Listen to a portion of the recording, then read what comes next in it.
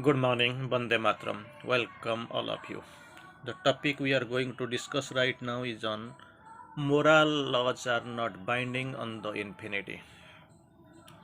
So you have got your laws, but they are not binding on the infinity. Maybe we are the slaves of our moral laws. We are running to and fro, day to night and night to morning. Entirely, we are confined to the moral laws. We bend our head. But thing is that so far the infinity is concerned, moral laws are not binding. They are far, far, far above. It can never touch. What about the binding?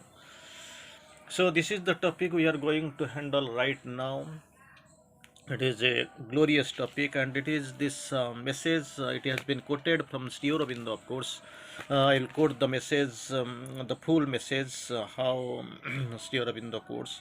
We must discard the idea that our moral or mental laws are binding on the infinity. We must discard this idea. These mental or moral laws are binding on the infinity. This idea we must discard. That is what Sri Aurobindo quotes. So we are going to have a brief discussion on this topic and from Mother, and later we will come to conclude with Sri Aurobindo. One question was put to the Divine Mother, Sweet Mother, has not morality helped to increase our consciousness?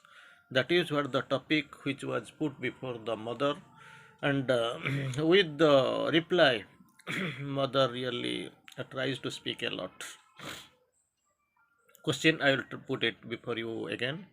Has not morality helped us to increase our consciousness? To increase our consciousness, has it helped? Before discussing, I must tell you that this moral man is a choke full of ego. Ego is a prime factor, the major factor you can find in the moral man. So anyway, Mother tries to explain that it depends on people. It depends upon people. So there are people who are helped by it. There are people who are not helped by it. This is a morality is a convention. Sri Aurobindo quotes, morality is a definitely it is a convention. So a moral man may be a choke full of ego, confinement, limitation. So ego it is never to give up. So he is maybe a choke full of ego. The ego increased by his own goodness and rectitude. So this is the problem with moral man. Goodness, rectitude, ego. So this confinement confines the people who are running with the moral conviction. So it may be helpful, it may not be helpful. Some are helped, some are not helped. Then morality is something altogether artificial and arbitrary. So that is the major thing you must remember. Morality is something that is artificial and arbitrary. And in most cases, almost the best, what really happens, it checks the true spiritual effort. It checks Regis, it checks the true spiritual effort by sort of moral satisfaction that one is on the right path and a true gentleman. So, anyway, you can find a check, you can find some resistance with the morality if and only if you are learning in the spiritual track. So you must be serious before thinking of any moralism and all. So Sri Aurobindo so far in analyzing this integral yoga speaks clearly on this definition. I think recently we have discussed right now in a very near future we have discussed is it. This is the what is the end and how can we summarize the integral yoga? Not a rationalization but a supramentalization. Not moralizing but a spiritualizing of life is the object of yoga. So in the second part you can remember not moralizing but a spiritualizing of life. Spiritualizing of life, that is the object of this yoga, not moralizing. So you don't try to moralize it, it is not helpful in that manner. So mother quotes again. So this is the you can find some gentleman, but one does not one does one's duty, fulfills all the moral requirement of life. That is what normally happening. Even ordinary people, they don't have the idea of moral life, they don't know even what is morality. Then you can go spiritualization, supramentalization, this is a big word for them. It is almost a daydream. Then one is so self-satisfied that no longer moves or makes any progress, confines. If somebody feels satisfied, the next step is towards the gravewards. He is going to die. If someone stops aspiring, he begins to die. There is no other go. So this satisfaction within the bounds and the confines of morality will bring, the progress into a halt. You can't proceed, you can't progress, for which actually you are meant, your soul has taken birth. Very difficult to progress.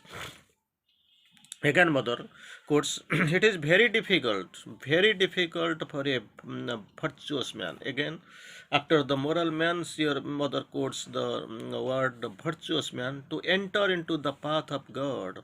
Very difficult.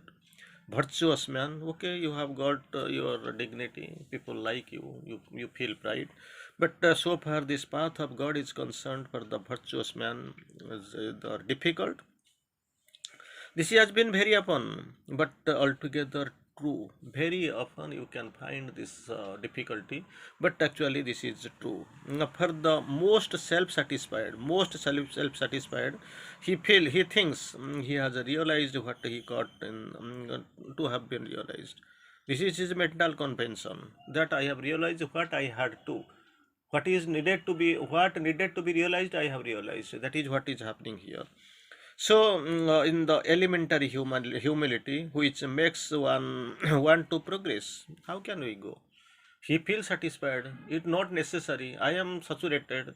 So you will never go. That is what you see. One who is known here to be a sattvic man. Another thing you can come this sattvic man. So first you found one moral man, then you can find this thing. Second thing, you went for virtuous man. Now you can find the word sattvic man. So it is usually very unfortunately settled in its own virtue, never thinks to come out of it. Very much adamant. He is a sattvic man. He is well settled in his own virtue. He never wants to come out of that confine. That is what they never want to be released.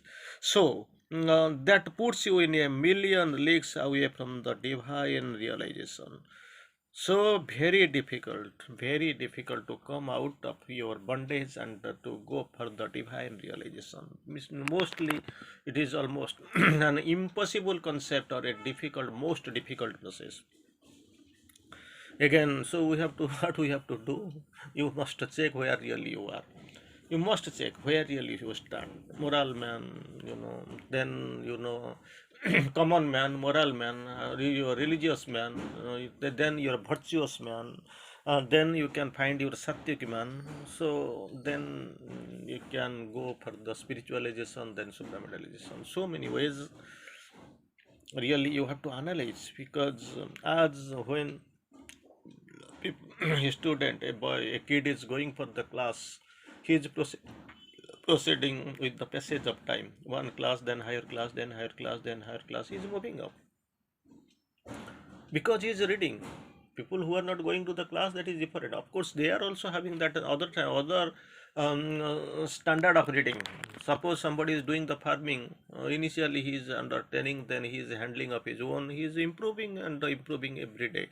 It is there, you can see. But the thing is that you have to progress on. But if you feel I am confined, I know everything, naturally you are going to die. Death and decay and death it will start to do that. What I have to do really? So what is the progress? How can I handle all these things? So mother quotes here the what really helps really will soon know what really helps until one has found the inner light. That is a great thing, inner light for the guidance, light that guides, light that leads, light that reveals, light that reshapes. So that inner light, unless otherwise you have found that inner light to make for oneself a certain number of rules which naturally should not be too rigid and too fixed. About the rule, that is, rules are necessary. With the rules you have to progress, but it must not be so much hindering that is actually too rigid and too fixed. It should not be, but you should be precise enough to prevent one from going completely up the right path or making irreparable loss. That is, that must not be there, because it has got its role, it has got its objective, it is leading you like anything. But the thing is that that is the you that leading you must go, there is no doubt of it. This is your thing is that you, it is your duty. Charaibati, charaibati, charaibati, you must go. But think that where you are going, in the right path or in the wrong path, or in the side path you are trying to escape away. That is what to be analyzed, because you are not initially you are dormant, you are like a kid, you don't have that much ability to analyze. But thing is that after you gain your consciousness, get you are when you are getting your consciousness elevated, enlarged, or somehow enlightened, you can be rightly, you will be in a position to analyze actually where I am leading to.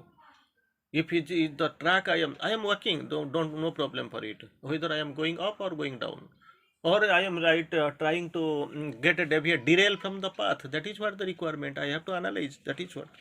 So these fixed and rigid rules must not be there, and you should be precise enough to prevent one from going completely in the right path, prevent and making irreparable mistakes that can't be repaired. Such type of mistakes must need forbidden. You must not do mistakes. The consequences of which, for these mistakes, of which one suffers through all the life, all the life, entire life will be packed with the sorrow and the suffering. That must not be entertained. That must not be, that must not be allowed in your part to commit. That is what you must know. That is the requirement. Anyway, to do that, it is good to set up certain number of principles. Principles are required. You, for that, what really you want, where you want to go, what is your next step, what with from where you want to begin, what is your resources, what is with which stop you want to progress in life. All these things must be they are analyzed. So you must see certain number of principles, which, however, should be for each one. Same principle is not applicable to all, because personality and the consciousness of the sadhaka varies from person to person. It is not same thing. So one particular rule, particular thing, that is not useful in so far this spiritualism is concerned, and after all this integral yoga is concerned. So you have got many number of paths, not one or two, different types of paths you have got, and you are ready to move. There is no problem, because you have chosen the path. So the thing is that you have to be very much illumined, and to be very frank, you ask the mother, divine mother, how shall I go, which path is suitable for me.